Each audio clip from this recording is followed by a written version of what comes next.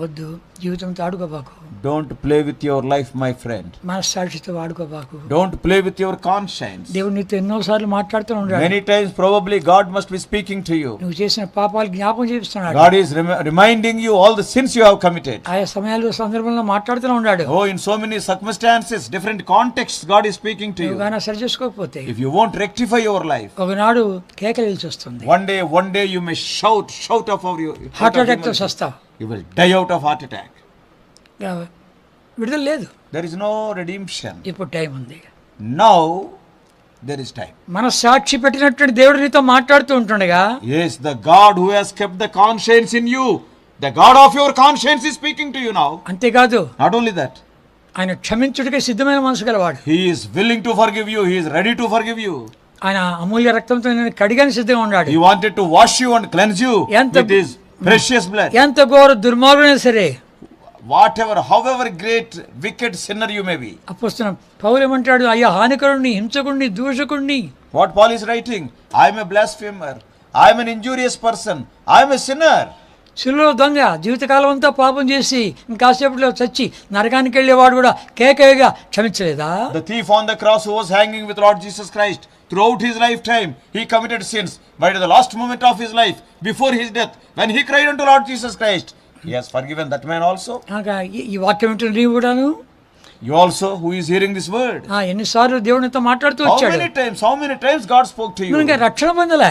So far you are not saved. నీ పాపాలను జ్ఞాపకం వస్తున్నాయి. And you are remembering your sins. నువ్వు సరి చేసుకోవడానికి మనసు లేదు. You are not having the mind of correcting those things. పరిశుద్ధాత్మ దేవుడు నీ వెంటబడుతున్నాడు. Yes, the God, the Holy Spirit is haunting you, is talking to you. నువ్వు పాపం చేశావు. You are a sinner. తప్పు చేశావు. You have committed mistake. పడిపోయావు. You have fallen.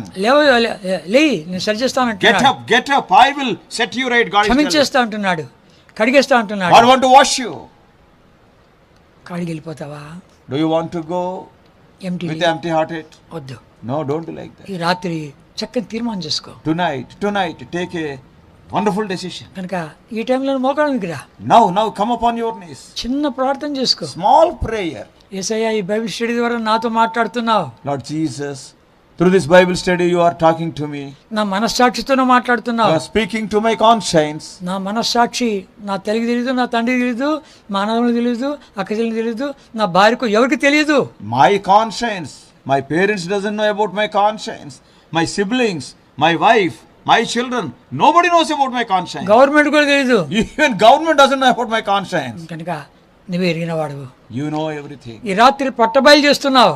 Today you are showing me what is there in my conscience. దేని కొరకు? For what? క్షమించుటకై. To forgive you. ఎంత ప్రేమ గల దేవుడు. What a loving God are thou. ఎంత కృప గలవాడు. What a gracious God are thou. క్షమించుటకై సిద్ధమైన మనసు You గలవాడు. are ready to forgive me. నీ అతిక్రమ దోషములను కూడా తూర్పు పడమని దూరం చేయాలని కోరుతున్నాడు. I want to separate your transgressions, your sins, as the east is far from the west. I want to separate them. నీ పాపమన్నీ కూడా నా వీపు వెనక భాగం వేసుకొని I కోరుతున్నాడు. want to throw away all your sins upon my back. అంతేకాదు, Not only that, సముద్ర గాధంలో పడేలా I want to throw them in the depths of the sea. నీక పాప పట్టెంట రుణపట్టెంత మేకులతో కొట్టేసి సిలువలో అడ్డం లేకుండా చింపేసి ఎత్తేలు కొడుతున్నాడే. You want to nail all the sins you have committed against God to the cross, and you want to forgive you completely. ఈ ప్రేమమైన కాలు దోసి వెళ్తావా? Do you want to reject this loving God and will you go away like that? ఎప్పుడు చనిపోతావో తెలియదు కదా. You do not know when you are going to die. ఈ కరోనాతో చనిపోతావో తెలీదు. We do not know, we may die with this corona. దేవుడు ప్రేమతో ఇంట్లో కూర్చోబెట్టి మాట్లాడుతుంటుండగా, వినిపిస్తూ ఉంటుండగా పశ్చాత్తాపడవా?